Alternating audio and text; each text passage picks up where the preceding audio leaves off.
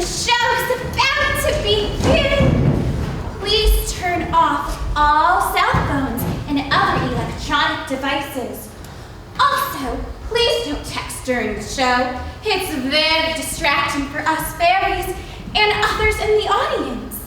In case of an emergency, please note that there are 3 exits. One is that way, where you came in. The other is behind that bank of chairs. The other is behind that staircase. Due to the nature of our set, there will be no re-entry or late entrance into the theater. Enjoy the show!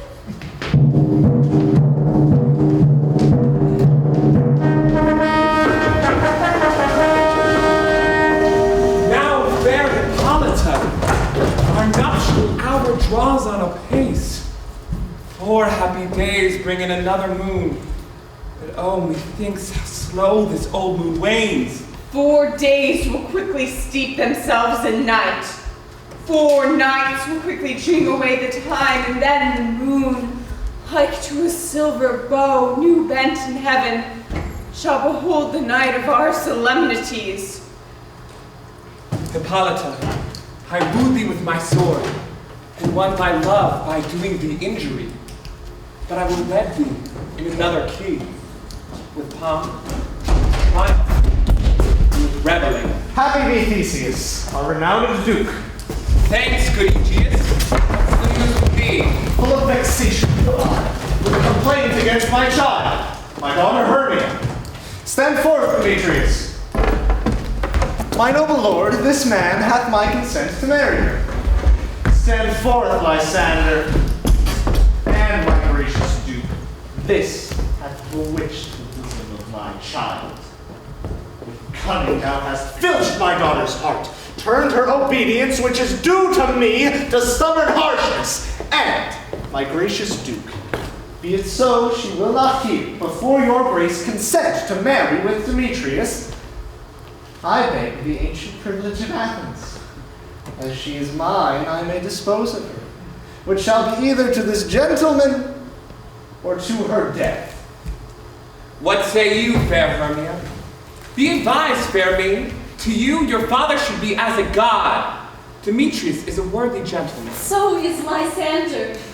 In himself he is, but of this kind, wanting your father's voice, the other must be held the worthier. I would my father but looked with my eyes. Rather, you must with his judgment look. I do entreat your grace to pardon me. I know not by what power I am made bold, but I beseech your grace that I may know the worst that may befall me in this case if I refuse to wed Demetrius. Either to die the death or forever abjure the society of men. Therefore, fair Hermia, question your desires, whether, if you not yield to your father's voice, you can endure the livery of a nun. So will I grow, so live, so die, my lord, ere I will yield my virgin patent up. Take time to pause, Hermia, and by the next new moon, the sealing day betwixt my love and me, upon everlasting bond of fellowship, upon that day, either prepare to die for disobedience against your father's will, or you can marry Demetrius as you would. Relent, sweet Hermia. And Lysander, yield thy crazed title to my servant right. You have her father's love, Demetrius. Let me have Hermia's. Do you marry? Scornful Lysander, true he hath my love. And what is mine, my love shall render me. And she is mine, and all my right of her I do estate unto Demetrius. My lord, I am as well derived as him, as well possessed. My love is more than his. My fortunes every way fairly ranked. I am behoved of beauteous Hermia. Why should not I then prosecute my right? Demetrius, I'll vouch to his head, made love to Neater's daughter Helena, and won her soul. And sweet lady dotes, devoutly dotes, idly dotes in idolatry upon this spotted and inconstant man. I must confess that I've heard so much, and with Demetrius thought to spoke thereof. But, being overfull of self-affairs, my mind would lose it. But, Demetrius, come, Aegeus, you shall come with me, for I have some private schooling for you both. For you, fair Hermia, look you arm yourself to fit your fancies to your father's will, or else the law of Athens yields you up, which by no means we may extenuate, to death or to a vow of single life. Come, my Hippolyta.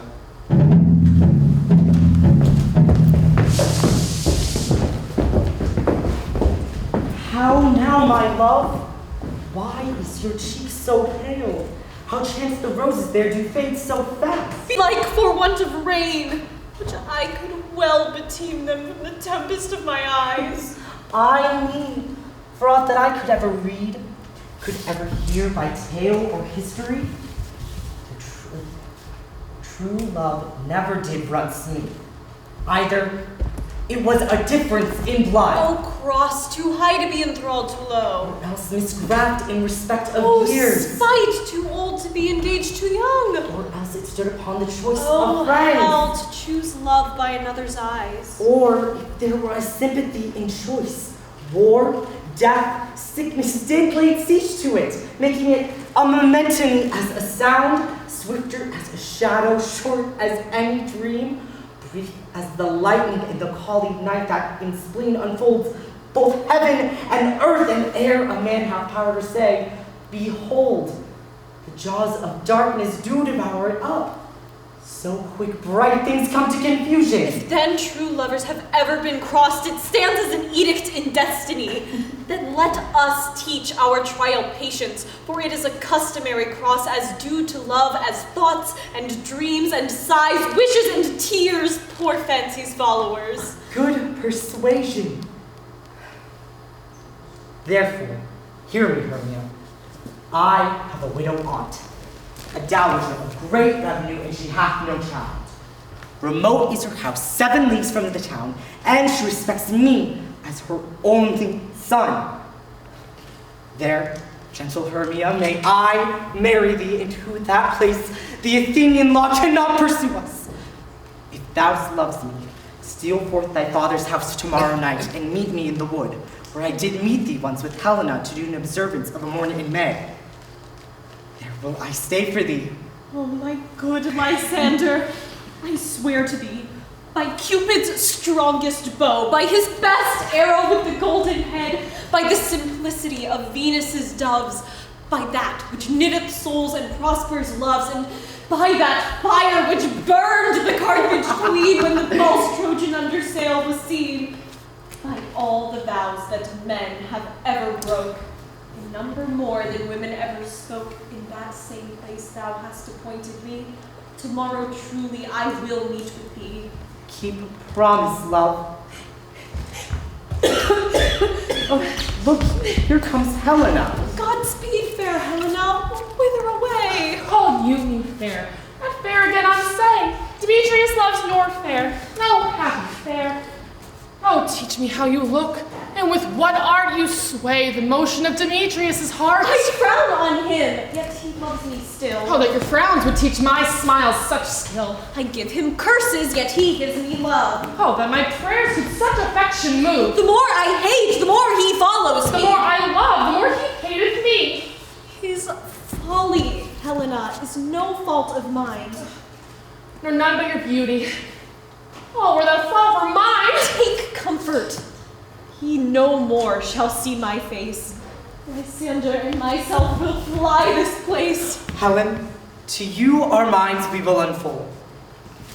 Tomorrow night, when Phoebe doth behold the silver visage on the watery glass, decking with liquid pearls upon the bladed glass, a time that lover's flight doth still conceal, away from Athens have we devised to steal. And in that wood, where often you and I upon faint primrose beds were wont to lie, emptying our bosoms of their counsel sweet, there my Lysander and myself shall meet, and thence from Athens turn away our eyes to seek new friends and stranger companies. Oh, farewell, sweet playfellow!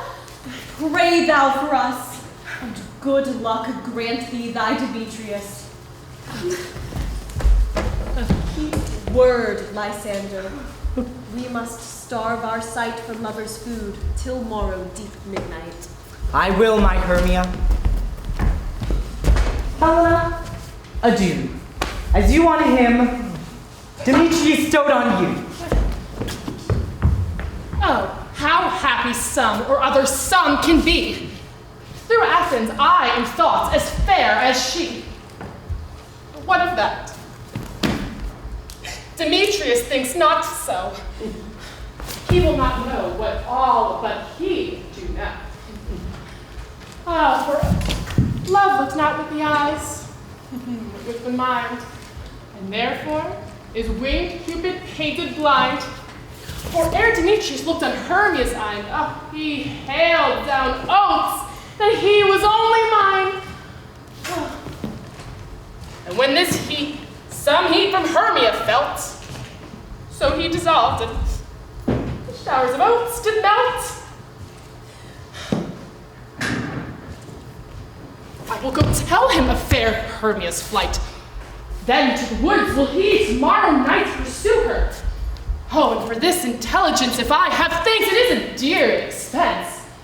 For hearing me I to enrich my pain, to have his sight thither and back again.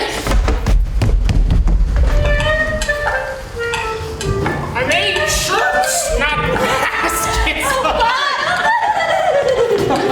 Are we all met? You are meant to call them generally. Man by man, according to the script. This is the scroll of every man's name got fit through all Athens to play an hour interlude before the Duke and the Duchess on his wedding day at night. First, one bigger French. They want to play Treats on. Then read the names of the actors, and so roll to a point. Mary, our play is the most lamentable comedy and the most cruel death of Pyramus and Thisbe. A very good piece of work, I assure you, and a merry. Exactly. Now, good bit of wins. Go forth your actors by the scroll. Okay. Masters, spread yourselves. Answer as I call you. Nick Bottom, the weep. I'm ready. Name what part I'm for, and proceed. Nick Bottom, you are set down for Pyramus. What is Pyramus? Well, A lover or a tyrant? a lover that kills himself most gallant for love. That will add some tears to the true performing of it. If I do it, let the audience look to their eyes. I will move storm. Yes. I will condole in some measure. No. To the rest. All right. Yet my chief humor is for a tyrant. I could play Hercules rarely for a part to Terragatin to make all split. The raging rocks and shivering shocks shall break the locks of prison gates, and Thibis' car shall shine from far and make and mar the foolish face. Oh, Bob, that's beautiful. This was lofty. Now name the rest of the players. This was Hercules' vein, a tyrant's vein. A lover's more condoling. Francis' flute, the bellows mender.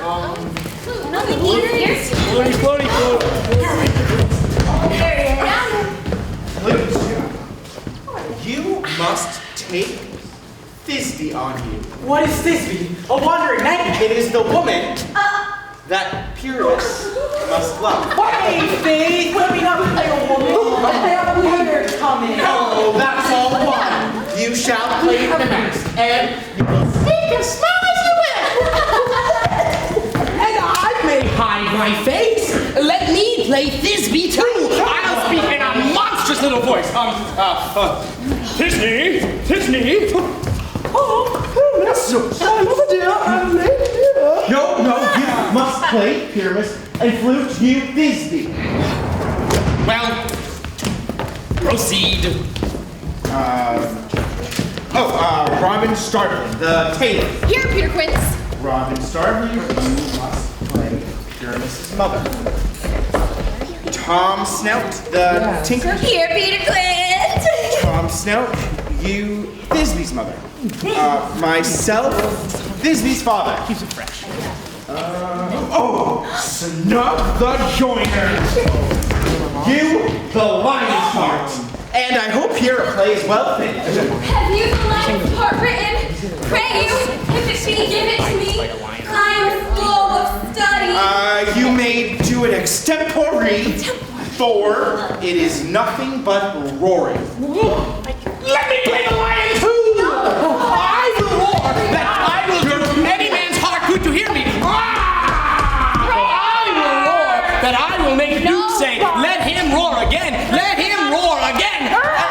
You would do it too terribly that you would frighten the Duchess and the ladies that they would shriek, and that would be enough to hang us all.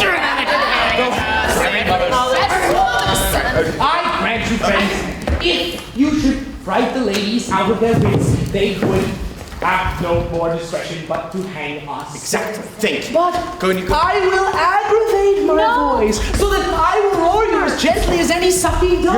Honor. I will roar you and toward any nightingale. No, you must play Pyramus. For Pyramus is a sweet-faced man, a proper man, as one shall see in a summer's day, a most gentleman-like man. Therefore, your needs must play Pyramus. Well, I will undertake it. What beard were I best to play it in? Why, what you will. Well, I will discharge it in either your straw-colored beard, your orange tawny beard, your purple ingrain beard, or your French crown-colored beard, your perfect yellow. Some of your French crowns have no hair at all, and then you'd have to play it bareface. But, masters, here are your parts. And I am to entreat you, desire you, request you to con them by tomorrow night, where we will meet a mile out the town by moonlight to rehearse. For if we were to meet in the city, we will be dogged with company and our devices known. In the meantime, I will draw up a bill of properties such as our play wants. I pray you fail me not. There we will meet, and we may rehearse most obscenely and courageously. It pays the perfect adieu. In the Duke's Oak we meet. Enough! Hold or cut bowstrings! I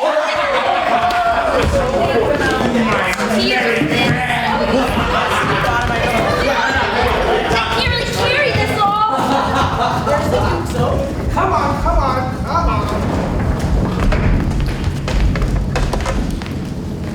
How now, spirit? Whither wander you? Over hill, over tale, through bush, through briar, over park, over pale, through flood, through fire. I do wander everywhere, swifter than the moon's sphere, and I serve the fairy queen.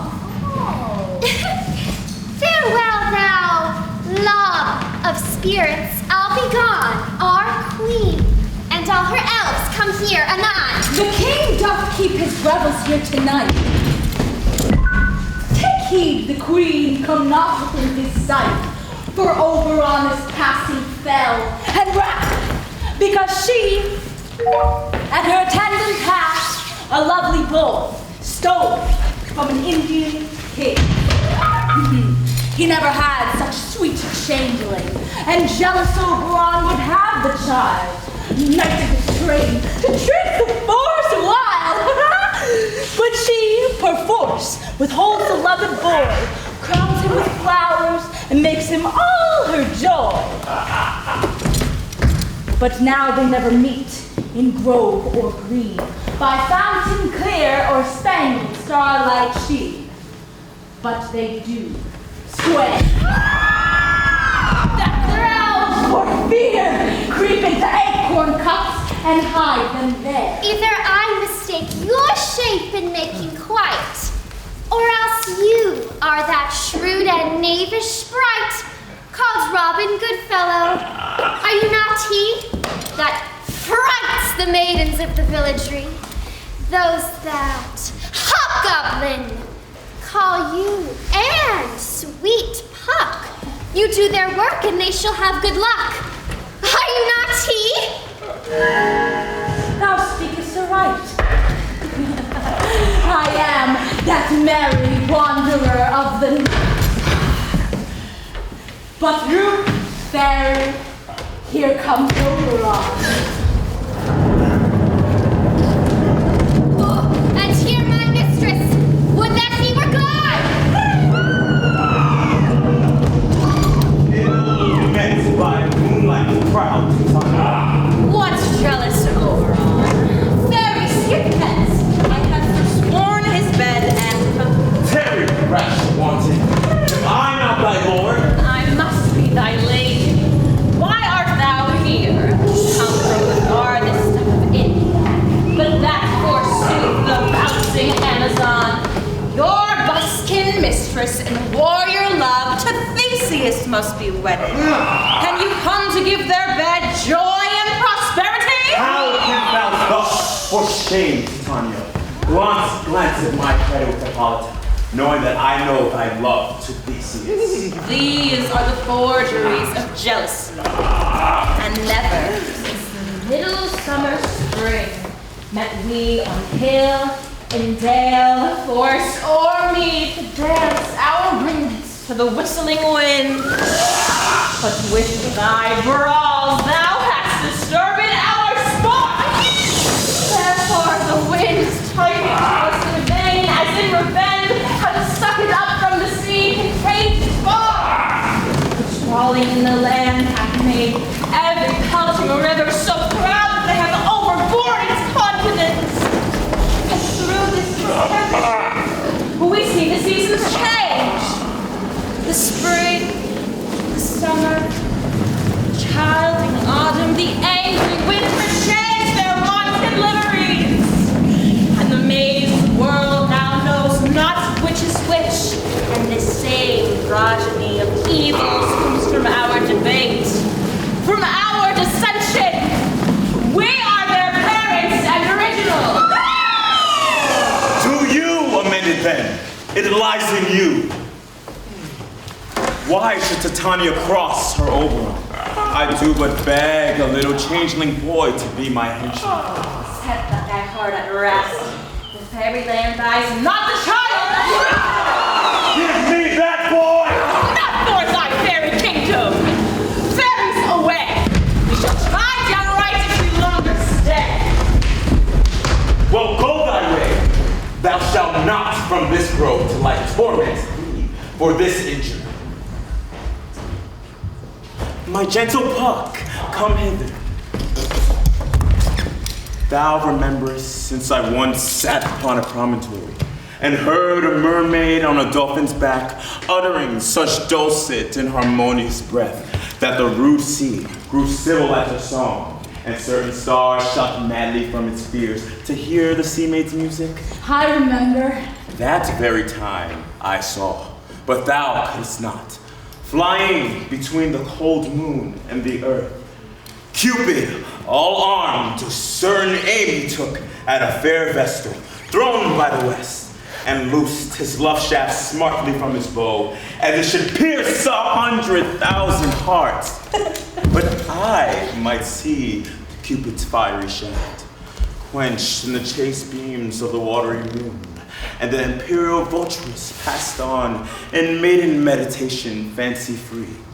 Yet marked I where the Cupid bolt fell. It fell upon a little western flower,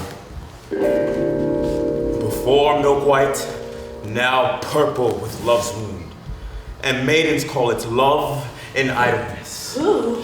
Fetch me that flower, that herb I showed thee once. The juice of it on sleeping eyelids lay will make or man or woman madly dote at the next live creature that it sees. Fetch me this herb and meet me here ere the Leviathan can swim a league. I'll put a girdle around the earth in 40 minutes.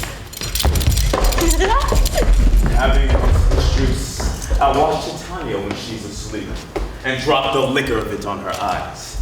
The next live thing then she looks waking upon Be it on lion, bear, wolf, bull, on meddling monkey, and busy ape, she shall pursue it with the soul of love. And ere I take the charm from off her sight, as I can take it with another herb, and I will make her render up her page to me.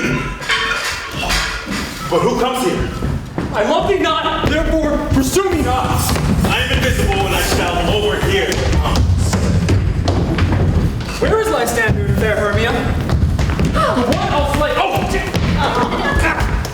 The other slayeth me. Hence, get thee gone and follow me no more. Oh, you draw me, you hard adamant. Do I entice you?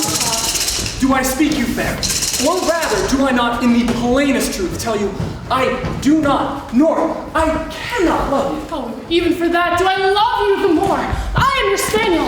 And Demetrius, the more you beat me, the more fawn on you.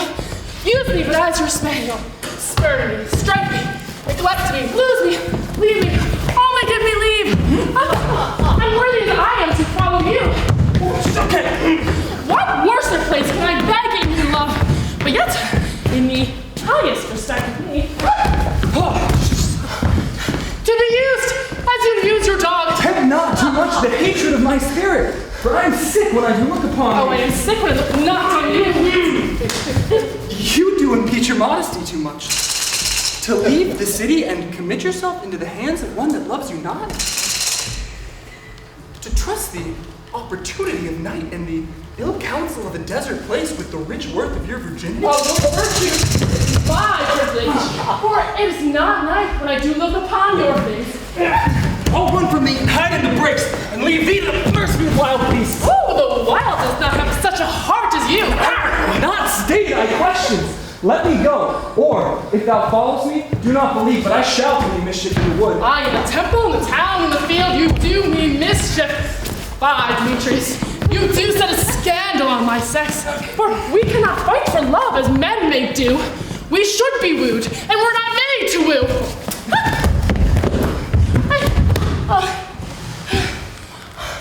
I'll follow thee, and make a heaven of hell. Oh, to die upon the hand I love so well. Fare thee well, nymph. Ere you do leave this grove, thou shalt fly, and he shall seek thy love. Has the flower there? Welcome, wanderer. Aye. There it is. I pray thee, give it to me.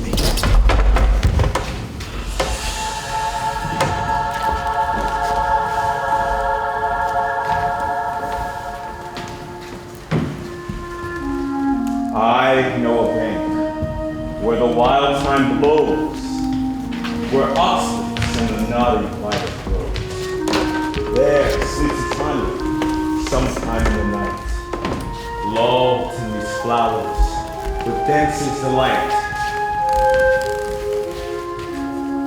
And with this juice, I'll streak her eyes and make her full of hateful fantasies.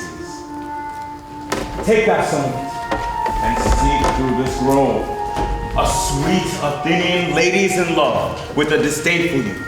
Anoint his eyes, but do it when the next thing he espies may be the lady. Thou shalt know the man by the Athenian garments he hath on, affected with some care that he may prove more fond of her than her upon her love. And meet me here at the first cock crow. My lord, your servant shall do so. Hands away. Now all is well. One stands sentinel.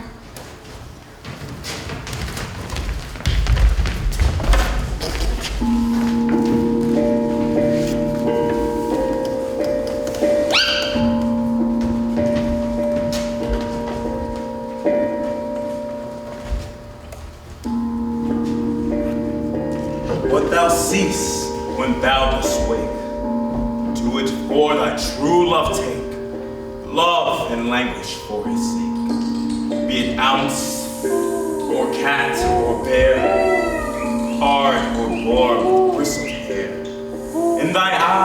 thou shalt appear. When thou wakes, it is thy dear. Wake when some vile thing is near.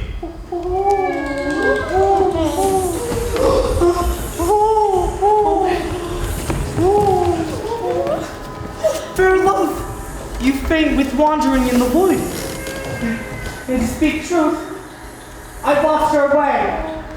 We'll rest us here, Hermia, if you think it good, and tarry for the comfort of the day. Be it so, Lysander. Find you out of bed, for I upon this bank rest my head. Oh, one turf shall serve as pillow for us both. One heart, one bed, two bosoms, one troth. Oh, nay, good Lysander, for my sake, my dear, lie farther off, do not lie so near. Oh, take the sense, sweet, of my innocence. Love takes meaning in love's conference, and by your side no bedroom me deny, for lying so, Hermia, I do not lie. Lysander riddles very prettily. Now much beshrew my manners and my pride if Hermia meant to say Lysander lied, but gentle friend, in love and courtesy, lie further off in human modesty. Jesus Christ!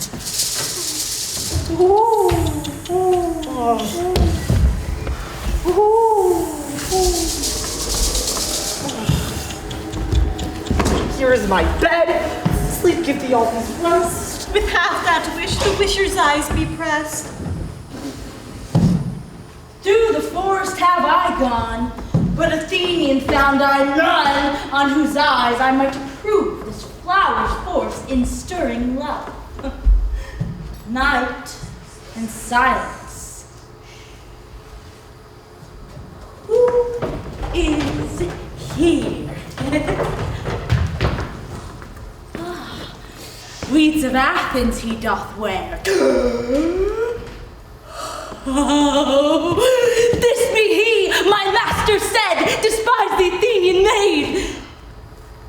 And hear the maiden, sleeping sound, on the dank and dirty ground. Ooh, pretty soul. She durst not lie near this lack love, this kill courtesy. Churl. Upon thy eyes I throw all the power this charm doth owe. When thou wakest, let love forbid sleep on thy eyelid. So wake when I am gone, for I must now to Oberon.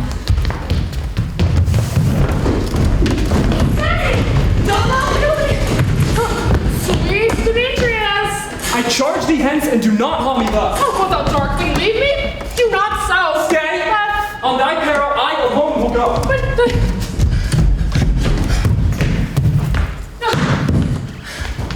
oh, I am out of breath in this fond chase.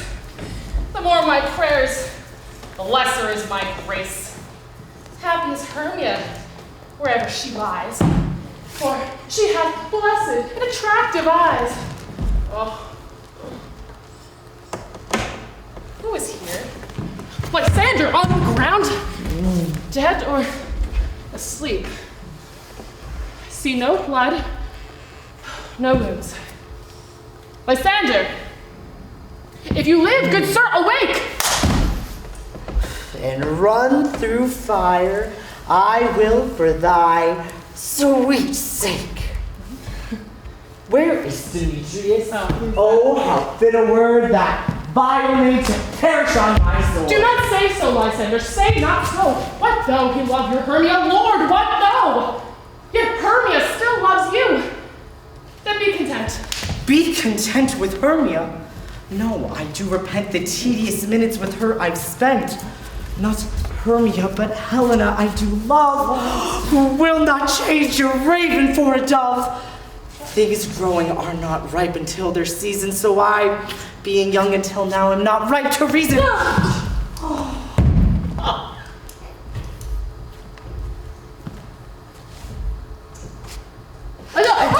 Now upon the point of human skill, reason becomes the marshal to my will. Stop. And wandering eyes to where I o'erlook. Love's richest stories written in love's richest books. My heart was I to a mockery born. When at your hands did I deserve this scorn? Oh, good truth, you do me wrong. Good sir, you do. On such disdainful manner, me to woo. Oh, that if one lady of a man abused, therefore should another one they be abused. She sees not Hermia. Hermia, sleep thou there, and never mayst come Lysander near. With all goodwill, address your love in might, to honor Helen, and to be her knight.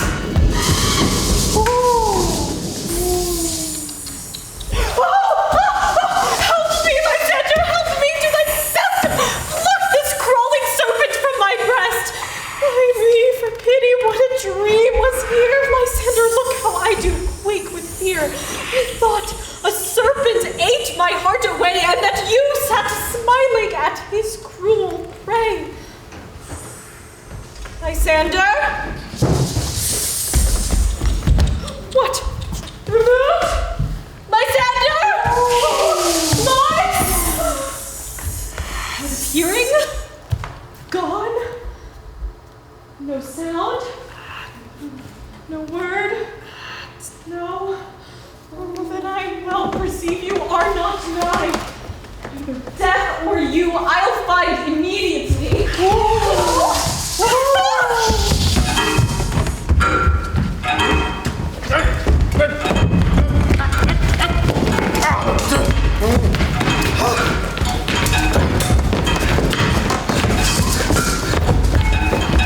Are we all met?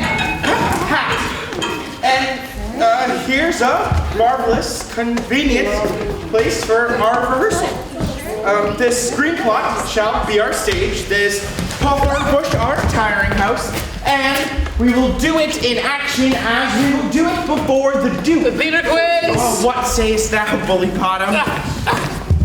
There are things in this comedy of Pyramus and Thisbe that will never please. Like what? First, Pyramus must draw a sword to kill himself, Yes, exactly. which the ladies cannot buy. No, they'll- I'll answer you that. Oh, we're lacking a part. I believe we must leave the killing out when all is done. No, Again.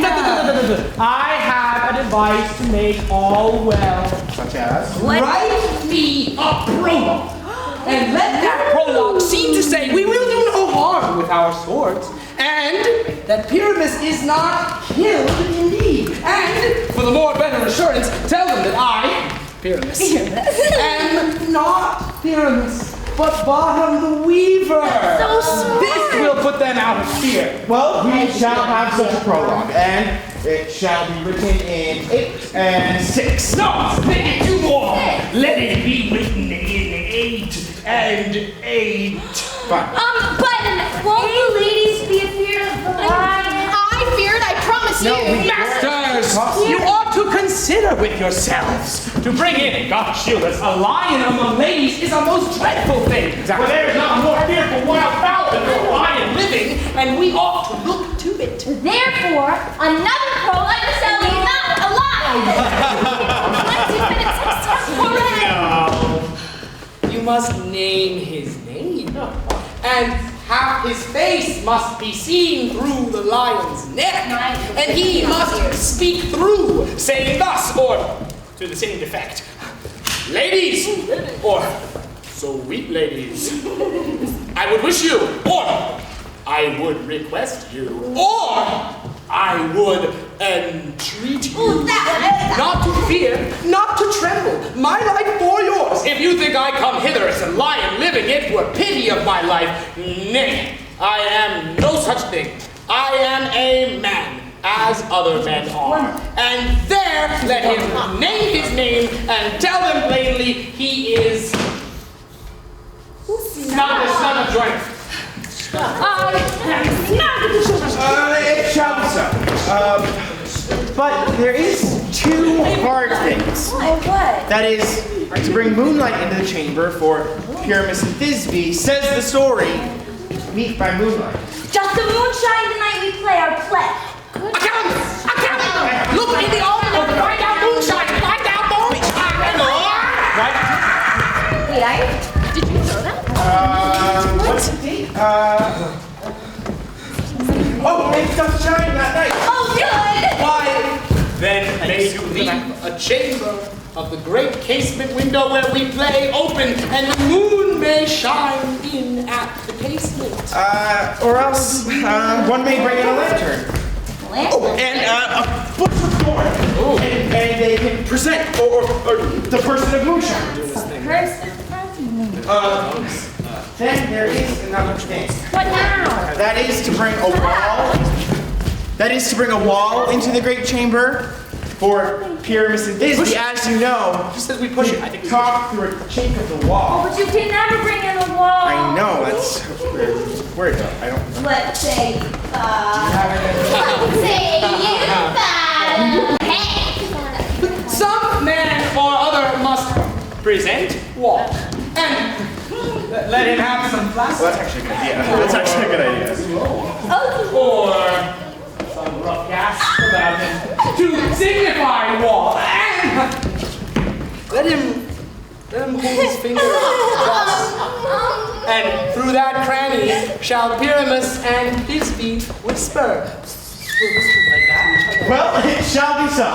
Come, every mother's son, and rehearse your parts. Pyramus, when you finish your speech, you'll enter into that tiring house, and so everyone according to his cue. What effing homespun have we swaggering here? Only as the cradle of the fairy queen. What? A play torn! I love that! Be an altar. An act or two, perhaps, if I see cause. Pyramus, you begin. Thisbe, stand forth. Thisbe, the flowers of odious savor sweet. Odorous?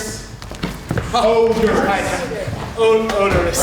Savors sweet. So hath thy breath, my dearest Thisbe dear. But hark, a voice. Stay thou but here a while, and by I will to thee appear. A strange Pyramus that ever played here. Must I speak now? I. Must you? For you must understand that he is gone. See, anointed he is, sir, and he is to come again. Most brilliant. Oh, no.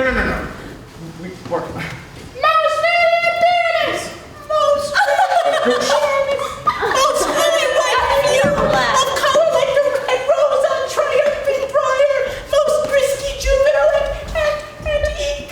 Most lovely Jew! As true as horse the jet would never tire! I'll meet the Pyramus and eat his tomb! No, this is too, man. Why must you speak all your lines at once? Cues and all. No, that part you speak to Pyramus. Pyramus, enter! Your cue is never tired. As true as horse that yet would never tire! If I were fair, Thisbe, I were only thine.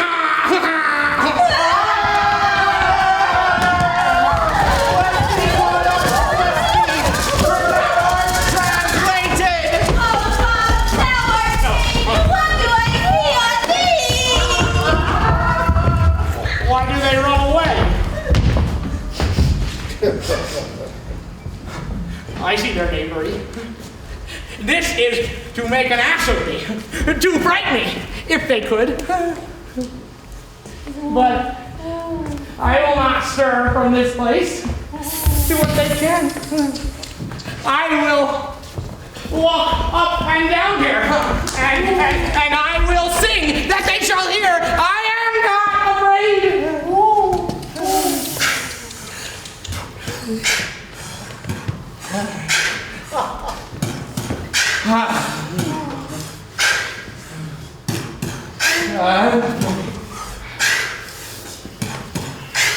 The ouse of cocks so black of hue with orange tawny bill, the throstle with his nose so true, the wren with little quill, the finch, the sparrow, and the lark, the plain song cuckoo gray, whose note full many a man doth mark and dares not answer, nay, for Indeed, who would set his wit to so foolish a bird? Who would give a bird the lie, though he cry, cuckoo, and never so?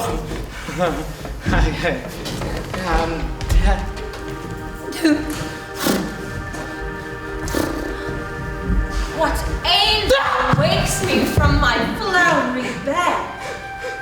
I pray thee, gentle mortal, sing again, for mine ear is much enamored of thy note. So is mine eye enthralled to thy shape, and thy fair virtue's force doth move me on the first view to say, to swear.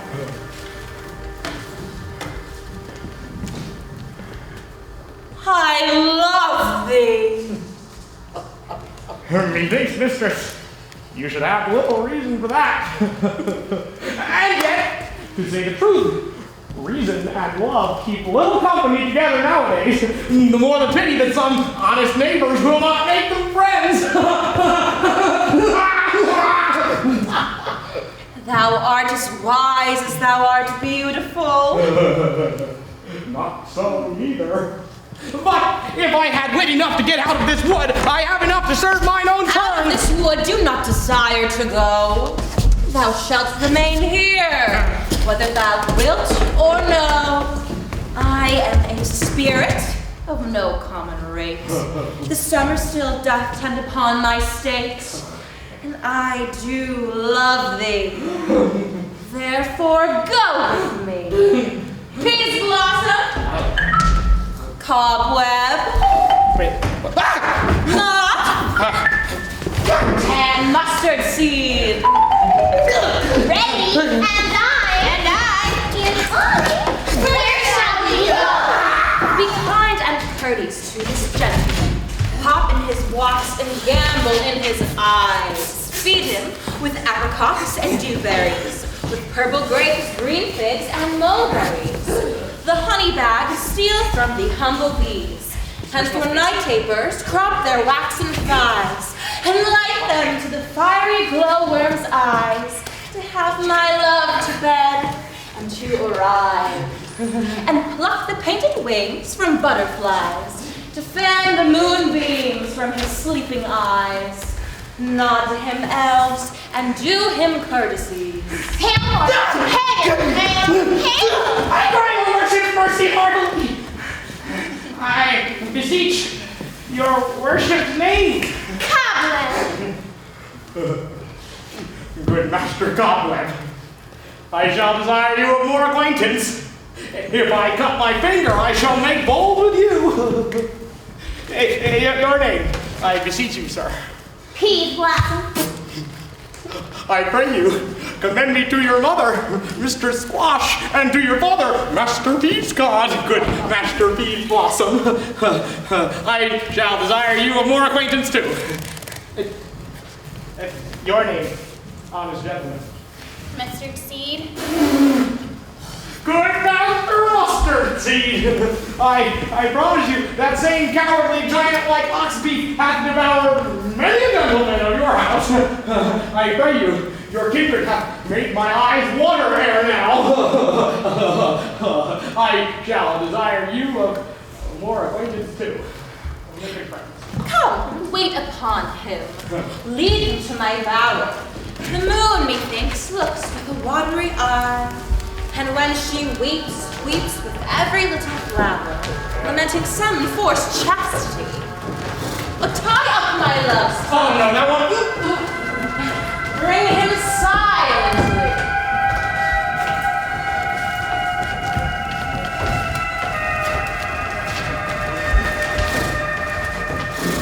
I wonder if Titania be awake.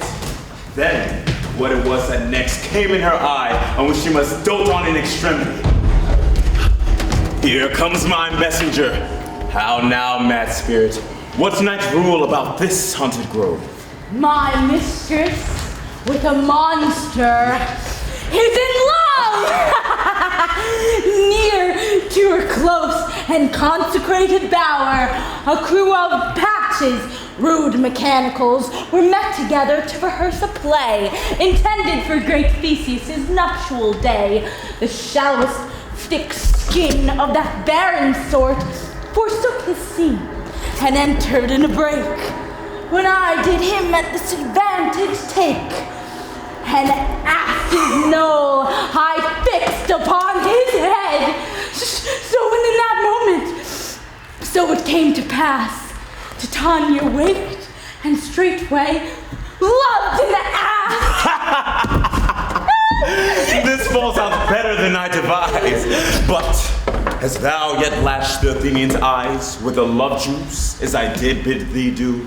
I took him sleeping, that is finished too, and the Athenian woman by his side, that when she waked, of force she must be I. Oh, I rebuke you, he that loves you so. Lay breath so bitter on your bitter foe. Stand close, this is the same Athenian. This is the woman, but not this the man. Now I but chide, but I should use thee worse, for thou, I fear, hast given me cause to curse. Thou hast slain Lysander in his sleep, being o'ershoes in blood, plunge in the deep and kill me too. The sun was not so true unto the day as he to me. Would he have stolen away from sleeping Hermia? It cannot be but thou hast murdered him.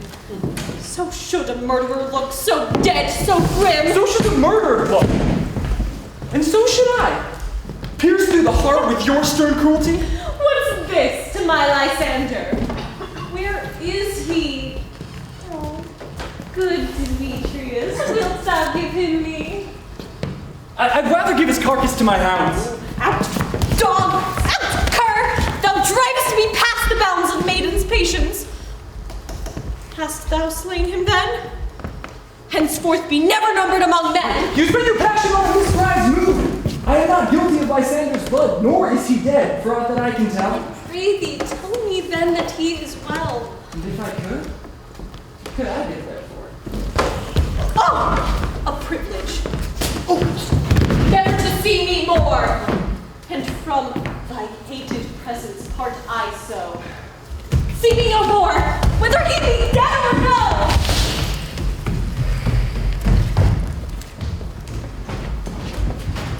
There's no following her in this fierce vein. So here, therefore, for a while, I will remain. What hast thou done? Thou hast mistaken quite, and laid the love juice on some true love sight. About the wood and go swifter than the wind, and Helen of Athens look thou find. By some illusion see thou bring her here. I'll charm his eyes against she do appear.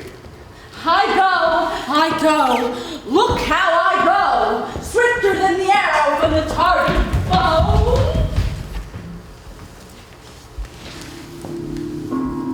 Flower of this purple dye, hit with Cupid's archery, sink an apple of his eye. When his love he doth espy, let her shine as gloriously as the Venus of the sky. When thou wakes, if she be by, beg of her for remedy. Captain of our fairy band, Helena is here at hand, and the youth, mistook by me, pleading for a lover's fee, shall we at their fond pageant see. Oh, Lord, what fools these mortals be! Stand aside. The noise they make will cause Demetrius to awake. Why should you think that I should boo and scorn? It is already too late to never go into your tomb. When I vow I weep, and thou so born in nativity, all to the pierce. You do advance your cunning more and more. These vows are Hermia's. You give her or. Had no judgment when to her I swore. There are none in my mind. Now give her or. Demetrius loves her and he loves not you. Oh, hell! Goddess, nymph, oh, perfect, divine. Oh, spite. Oh, hell. Oh, I see. You are all bent, set against me for your merriment. Oh, if you were civil, if you knew courtesy, you would thus not do me much injury. You both are rivals, and love marvels in mock Helena. You are unkind, Demetrius. Be not so. You love Hermia. This you know I know. And with all goodwill and all my heart, my love of Hermia's, I give you up my heart, and yours of Helena to me, whom I do love and will to my death. Oh, God, never do my waste more in the world. Lysander, keep that Hermia. I will not. If ever I loved her, all that love is gone. Helen, it is not so. No. Speak here, work with apprehension make. Thou art not by my eye Lysander found. My ear, I think, brought me to thy sound. But why unkindly didst thou leave me so? Why should he say whom love doth press to go? What love could press Lysander from my side? Lysander's love? That would not let him lie? Fair Helena, who more and gilds the night than all your fiery O's and eyes of light. Why seekest thou me? Could this not make thee know the hate I bear that made me leave thee so? You speak not as you think. It cannot be. Look, she is one of this confederacy. Oh, now I perceive they have conjoined all three to passionate foul sport in spite of me. Intrigues, Hermia, most ungrateful maid, have you not conspired? Have you not with these contrived to bait me in this foul diversion? No, we, Hermia, like two artificial gods, have with our needles created both one flower, as if our hands, voices, sides, and minds had been incorporate. So we grew together, like to a double cherry, seeming parted but yet in union in partition. Two lovely fairies molded on one stem, so two seething bodies but one heart. And you would rend our ancient love asunder to join with these men in scorning your poor friend. It is not friendly, it is not maidenly, and our sex, as well as I, may chide you for it. Oh, I am amazed at your passionate words. I scorn you not. It seems that you scorn me. Have you not sent Lysander, as in scorn, to praise my eyes and my face, and not sent your other love, Demetrius, who even did spurn me with his foot? No, to call me goddess, nymph, divine, and rare. I understand not what you mean by this. You, preserver, counterfeit sad looks, make mouths upon me when I turn my back, wink each at other. This sport, well carried, shall be chronicled. If you had any pity, manner, or grace, you would not thus do me much injury. And yet, fare you well, 'tis partly my own fault, which death or absence soon shall remedy. Thanks alone, I hear my excuse, my love, my life, my soul, fair Helena. So excellent, not afford herself. She cannot entreat, I can compel. Thou canst compel no more than she can entreat. Helen, I love thee by my life, I do. I say I love thee more than he can do. If thou say so, withdraw and prove it too. Quick, come. Lysander, where to tends all this? Hang off, thou cat, thou bird, thou vile thing, let loose, or I will shake thee like a serpent.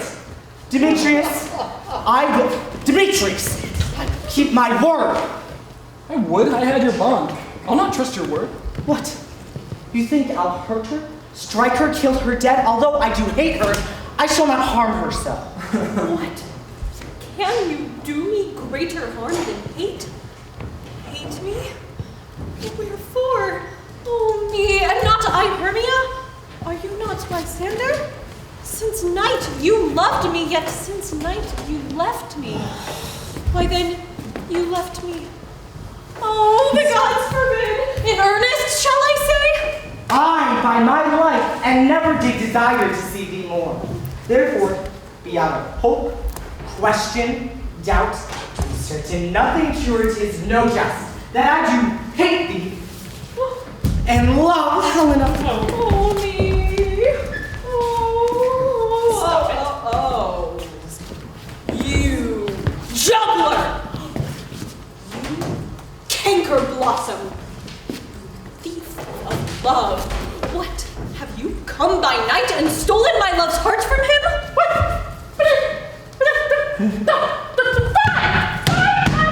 You puppet! You! Puppet? Why so? Aye, that way goes the game. Now I perceive she hath made compare between our statures. She hath urged her height, and with her personage, her tall personage, her height, forsooth, she hath prevailed with him. And are you grown so high in his esteem, because I am so dwarfish and so low? How low am I, thou painted maple? Speak! How low am I? I am not yet so low, but that my nails can reach unto thine eyes! Scratch me! Though you think because she's something lower than myself, that I can match her! Lower her again! Stop being so very! I am the one to love you, Hermia! Would you let me quite go? Back to Athens will I bear my folly back, and let me go! And follow you no further. You see how simple and how fond I am. Why, get you gone! Who is it that hinders you? A foolish heart I leave here behind. What, with Lysander? Demetrius! Be not afraid, she shall not harm thee, Helena! Oh, sir, she shall not. So you take her part. Oh, when she is angry, she is keen and shrew. She was a vixen when we went to school. And though she be but little, she is fierce. Little? Again. Nothing but low and little. Why will you suffer her to flout me thus? Come to her. Be gone, you dwarf! You minimus of hindering knotgrass maid! You bead! You acorn! Let her alone. And speak not of Helena. Now follow to try who's right. Thine or mine is most in Helena. Follow? Nay, I'll go with thee. Cheek by jowl. Nay, go not! I will not trust you. I will no longer stay in your cursed company. Your hands may be quicker for a fray, but my legs are longer to run away. I am amazed. Know not what to say. This is thy negligence. Still thou mistakes, or else commits thy knaveries willfully. Believe me, King of Shadows, I mistook. Did you not tell me I should know him by the Athenian garments he hath on? Thou ceasest lovers seek a place to fight. High, therefore, Robin, overcast the night. The starry welkin cover thou anon, and drooping fog as black as Acheron. And lead these testy rivals so astray, as one come not within another's way. Till death counterfeiting sleep, with leaden legs and batting wings doth creep, and crush this herb into Lysander's eye, whose liquor hath this virtuous property, to take from error from his might, and make his eyeballs roll with wanted sight. When they next wake, all this derision shall seem a dream and fruitless vision. While I in this affair do thee employ, I'll to my queen and beg her Indian boy.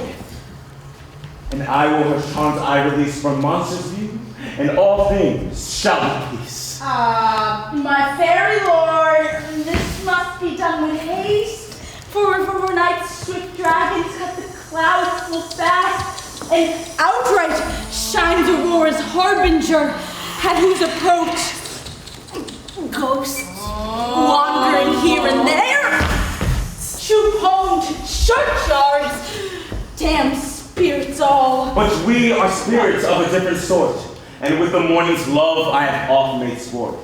But notwithstanding haste, make no delay. We may effect this business, yet ere day.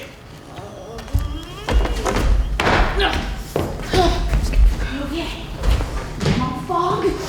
Up and down, up and down. I will lead them up and down. High and feared and field in town. crown, goblin lead them up and down.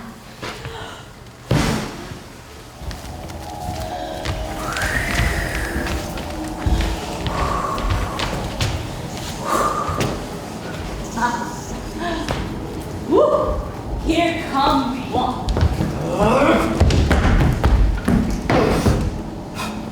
Where art thou, proud Demetrius? Speak thou now. Here, villain, drawn and ready, where art thou? I will lead thee straight. Follow me then to plainer ground. Lysander? Speak again? Thou runaway?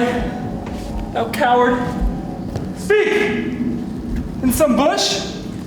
Where dost thou hide thy head? Come, recreant, come, child, I'll whip thee with rod. Yea, art thou there?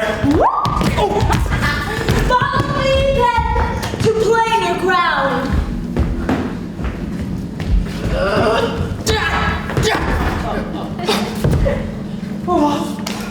He goes before me and still turns me on.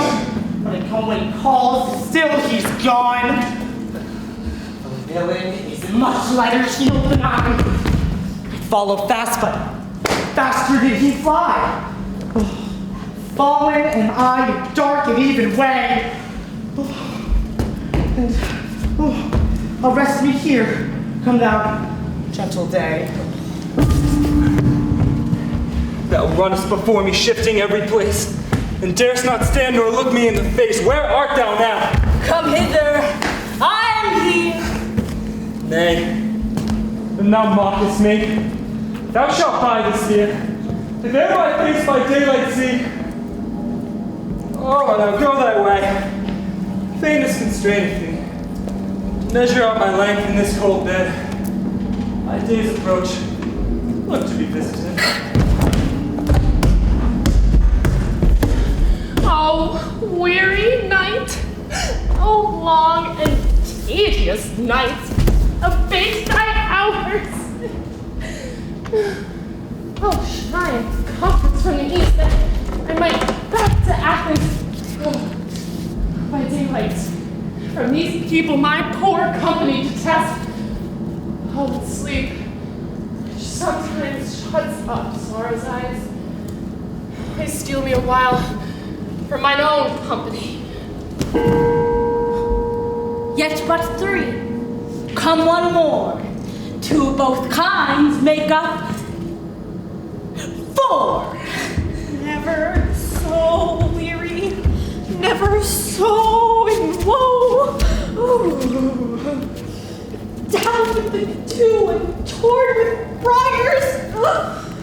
I can no further crawl, no further go. My legs can keep no pace with my desires. Here will I rest me till break of day. Heavens shield Lysander if they be the fray. On the ground, sleep sound. I'll apply to your eye, gentle lover, remedy. When thou wakest, thou takest true delight in the sight of thy former lady's eye, and the country proverb known that every man shall take his own. Jack shall have Jill, naught shall go ill. The man shall have his mare again, and all shall be well.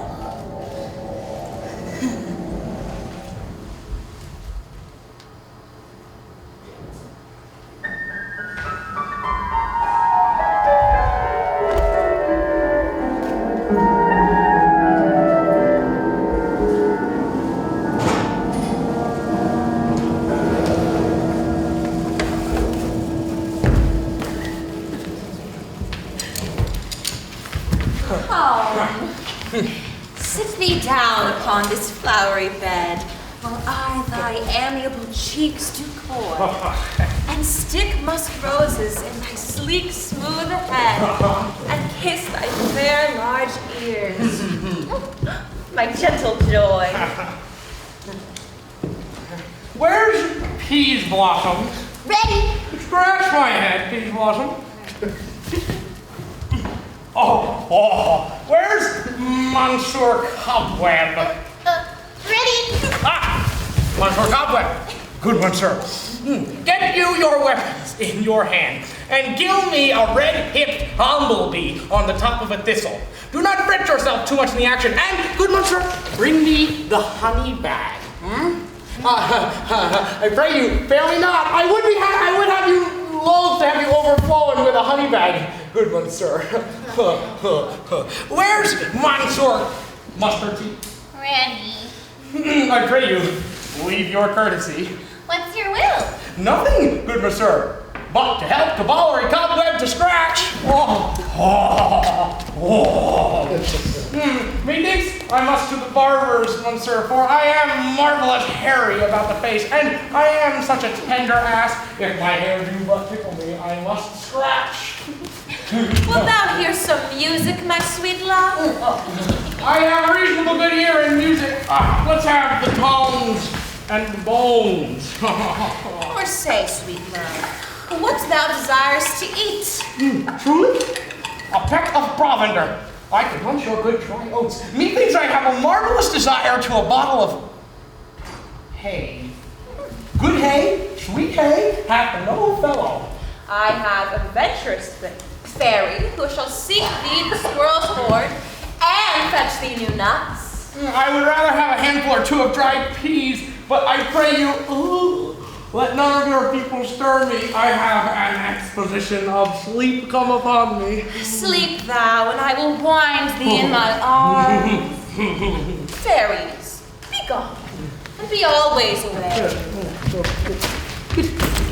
So doth the woodbine, sweet honeysuckle, gently entwist the female ivy, so enrings the barking elm. Oh, how I love thee, how I dote on thee.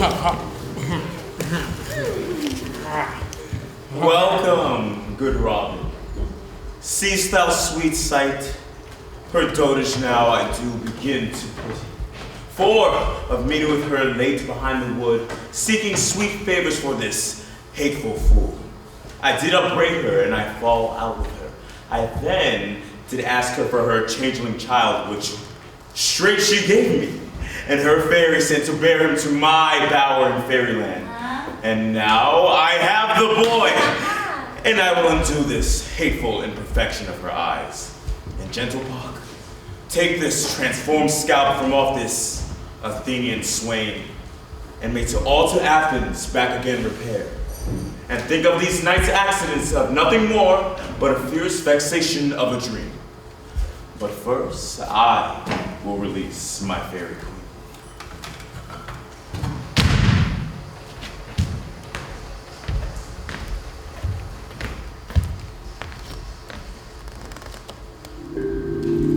Be as thou wast wont to be, see as thou wast wont to see. Now, Titania, wake you, my sweet queen.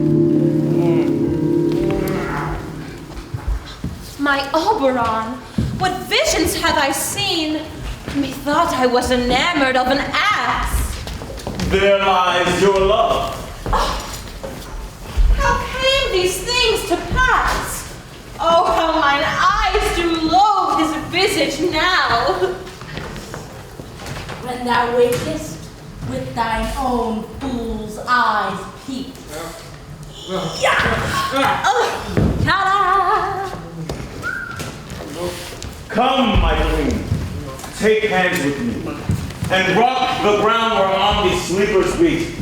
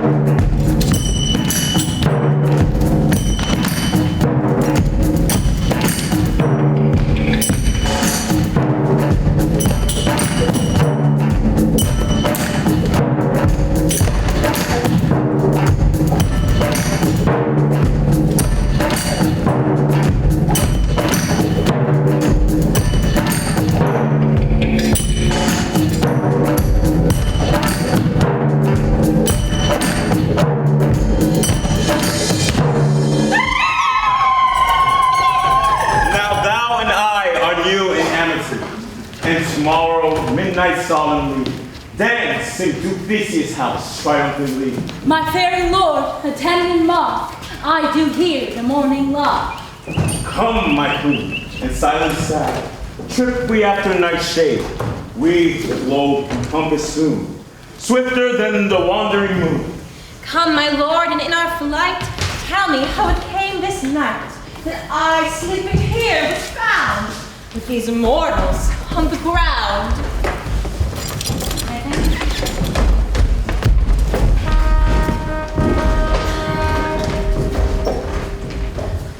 But sir, what nymphs are these? My lord, that is my daughter here asleep. And that Lysander, that Demetrius is, and that Helen. Old Neda's Helen. Oh, I wonder of their being here together. Good morrow, friends. St. Valentine is past. Do these woodbirds begin to couple now? I pray you all stand up. I know that you two are rival enemies. How comes this gentle concord in the world? My lord, but as yet I swear, and I cannot truly say how I came here. And now do bethinks me, so it is, that I came with Hermia hither. Our intent to be gone from Athens, where we might without the peril of the Athenian law. Enough! Enough, my lord, you have enough! I beg the law upon his head! They would have stolen away, they would, Demetrius, thereby to have defeated you and me of my consent that she should be your wife. My lord, fair Helena told me of their stealth, and of this purpose hither to this wood. I in fury following them, Helen in fancy following me. I wot not by what power, but by some power it seems my love for Hermia melted as the snow. The object and the pleasure of my eye is only Helen. To her, my lord, was I betrothed ere I saw her, and like a sickness that I loathe this food. But as in health, come to my natural taste, I do wish it, love it, long for it, and will evermore be true to it. Aegeus, I will overbear your will. For in the temple, by and by with us, these couples shall be eternally knit. Away with us to Athens, 3 and 3. We shall hold a feast in great solemnity. Come, my Hippolyta.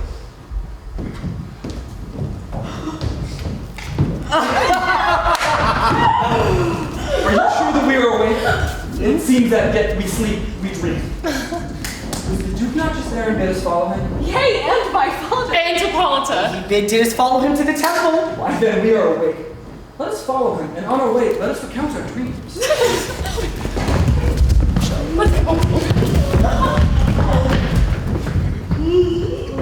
When thy cue comes, call me, and I will answer.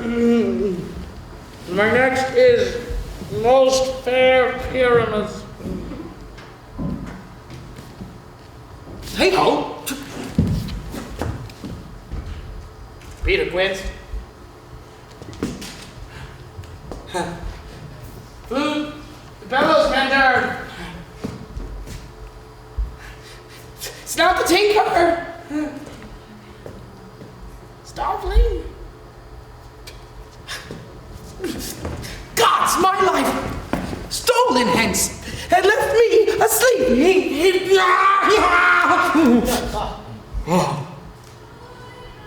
I have had a most rare vision. I have had a dream. Past the wit of man to say what my dream was. Man is but an ass if he goes about to expound this dream. He thought I was. There's no man can say what. He thought I was. And he thought I had. But man is but a patched fool if he will offer to say what me thought I had. The eye of man hath not heard, the ear of man hath not seen, man's hand is not able to taste, his tongue to conceive, nor his heart to report what my dream was. I will get Peter Quist to write a ballad of this dream. It will be called Bottom's Dream, because it hath no bottom. And I will sing it at the latter end of the play, before the Duke. Peradventure, to make it more gracious, I shall sing it at her death.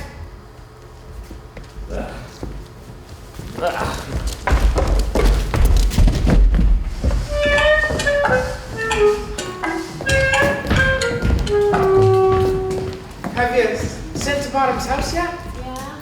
Will he come home? He is out of hearing. Out of doubt, he is transported. If he come not, then the play is marred. It goes not forward, doth it? Well, it's not possible. You have not a man through all Athens able to discharge Pyramus. But he...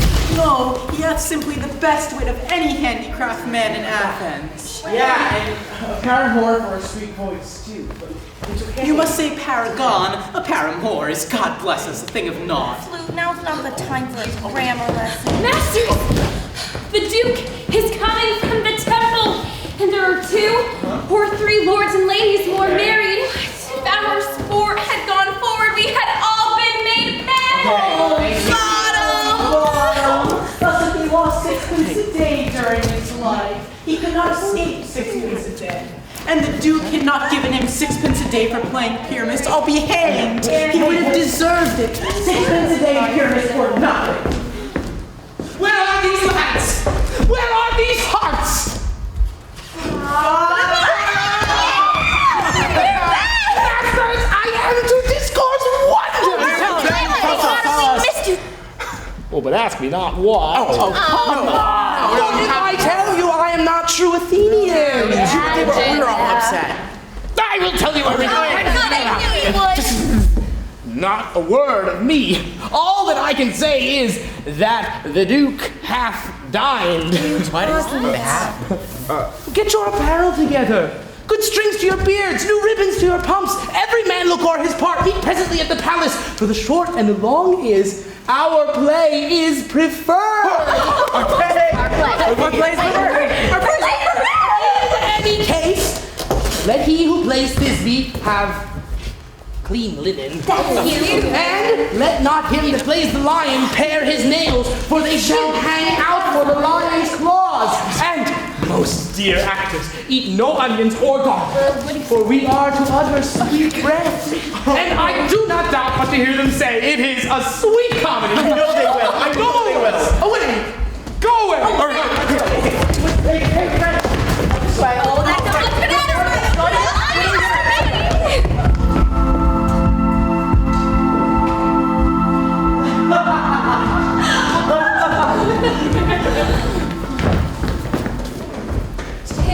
Strange, my Theseus, that these lovers speak of. More strange than true. I never may believe these antique fables and fairy toys. Such tricks have strong imaginations, that if it would apprehend some joy, it comprehends some bringer of that joy.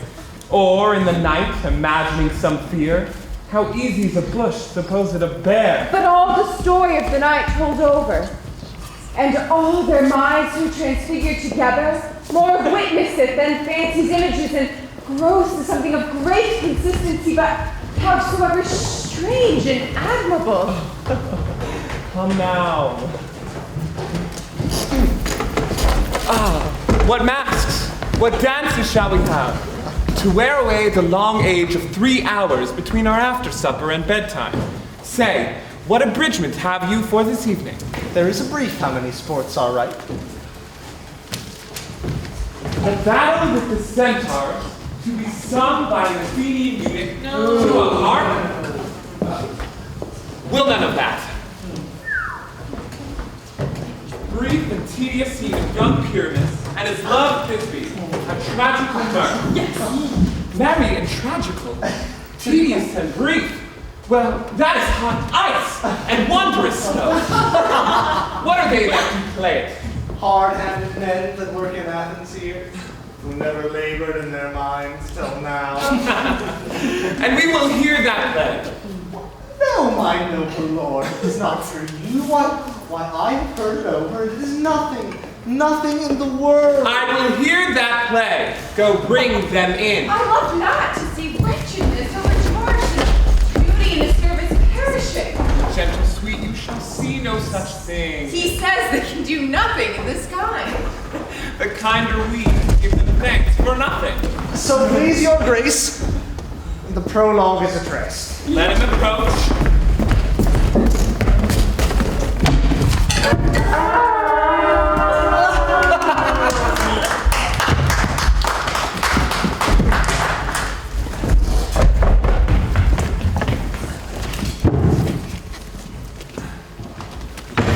If we offend, it is with our goodwill.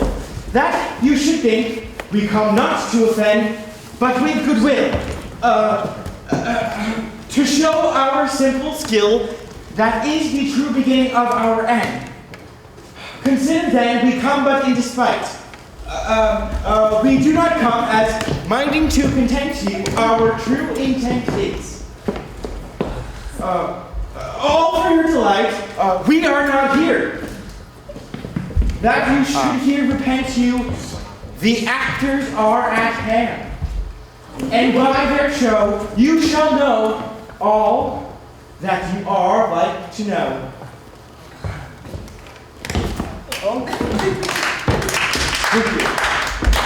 Places! Oh! Places! Where? Excuse me.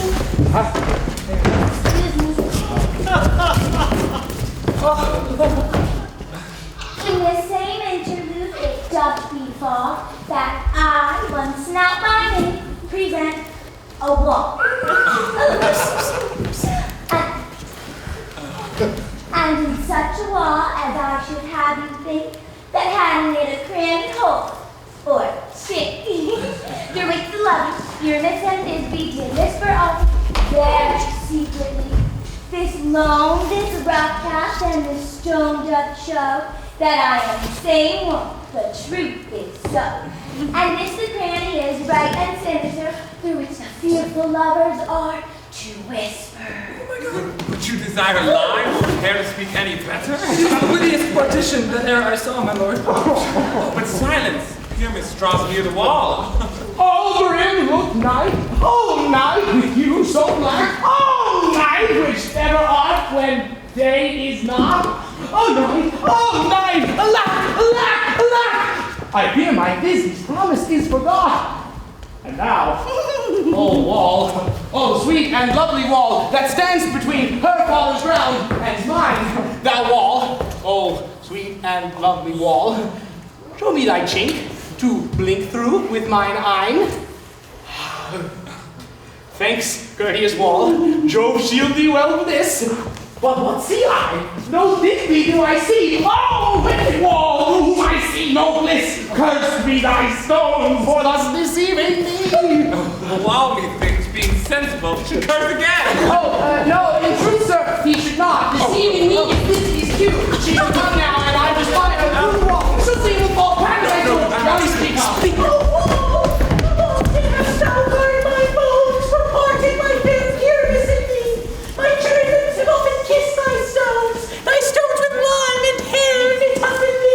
I see a voice. Now will I to the cheek, and I can hear my Thisbe's face.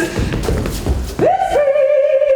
My love, thou art my love, I think. Think what thou wilt. I am thy lover's grace, and like Leander am I just be still. And I like Helen, till the fates be killed. Not Shepherds to progress was so true. As Shepherds to progress I to you. Oh, kiss me through the hole of this vile wall. Hey. Kiss me through the hole of this vile wall. Kiss the wall's hole, not your lips at all. Wilt thou and me soon meet me straightway? Time life, time death, I come without delay. Thus have I walked my heart discharged so, and he gone, but swallow let it down go.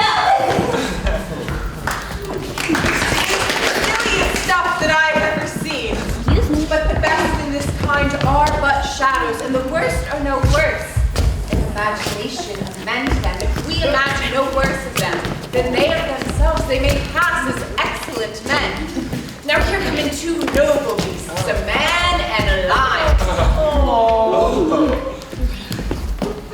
You ladies, you whose gentle hearts do fear the smallest monstrous mouse that creeps on floor, may now perchance quake and tremble here. When lion rocked in wildest rage, and know that I, as none the joiner am, a lion fell, nor else no lion's dam. For if I as lion should come and strike into this place, swear pity on my life. A very gentle beast and of a good conscience. The very best out of these that e'er I saw, my lord. Let us listen to the moon. This lantern doth the horned moon present. Should have worn the horn on his head. This lantern doth the horned moon present. Myself, the man in the moon, do seem to be. This is the greatest error of all the rest. The man should be put into the lantern. How else is the man at the moon? I am aweary of this moon. What he would change. Proceed, moon. All I have to say is to tell you this lantern is the moon, myself, the man in the moon, this thorn bush my thorn bush, and this dog my dog. Why, all these should be in the lantern. All these are in the moon. Silence. Here comes this beast. This is all he's told. Where is my love?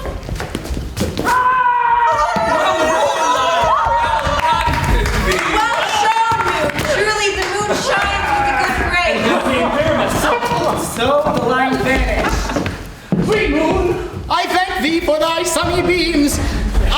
I thank thee, moon, for shining now so bright. For by thy gracious golden glittering gleams, I trust to take the truest of his sight.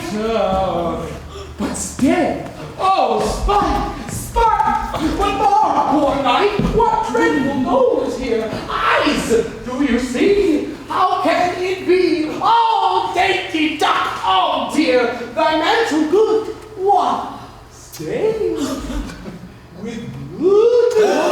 Oh, fates, come, cut thread and drum, quail, crush, lampoon, and quail. I shrew my heart, but I pity the man. Oh, wherefore, nature, didst thou lions frame, since lion vile hath here deflowered my dear, which was the fairest name that lived, that loved, that light, that looked with cheer. Out, tears, confound, out, sword, and wound the path of Pyramus, I, that left path where heart doth hop. Thus die I.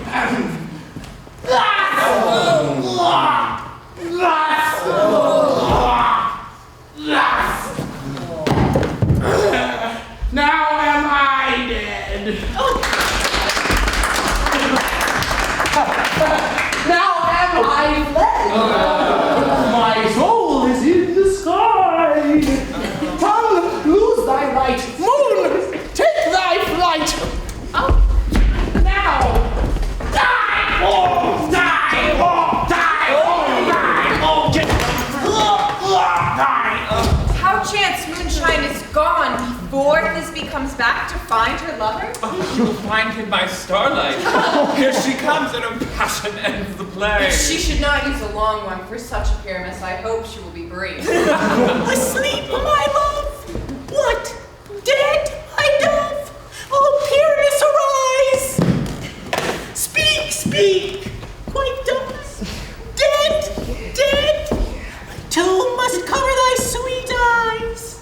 These lily lips. What's she doing? Oh, wait.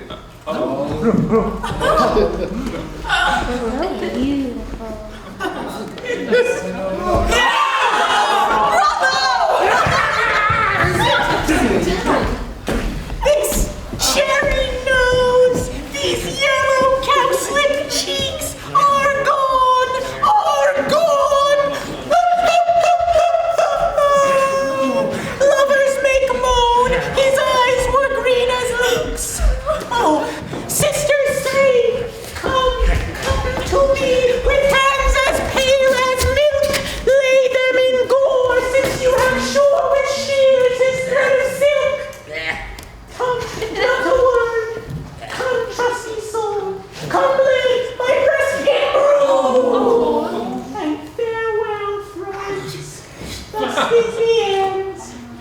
And you.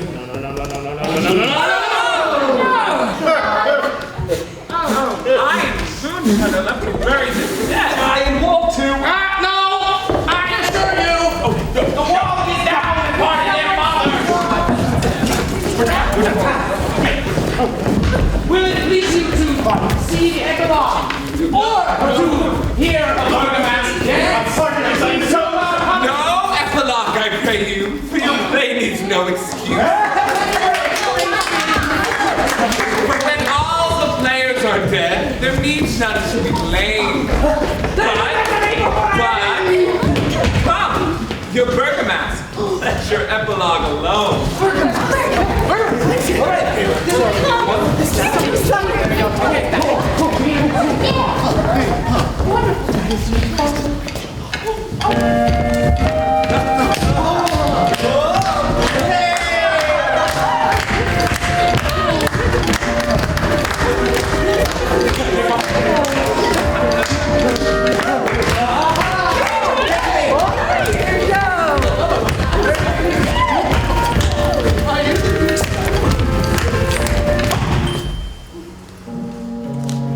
Through the house give glimmering light by dead and drowsy fire.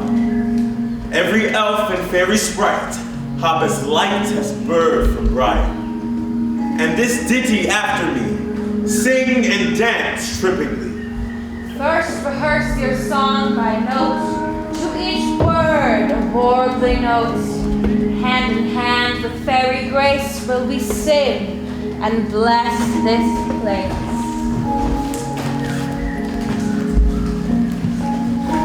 Now, until the break of day, through the house each fairy stray. To the best bride bed will we, which by us shall bless it. And the issue there create, ever shall be fortunate. And so all the couples three, ever true and loving me. And with this field to consecrate, every fairy take his gate. And each several chamber bless, through the palace of sweet peace. And the owner of it bless, ever true in safety rest. Trip away, make no stay, and meet me all by the break of day.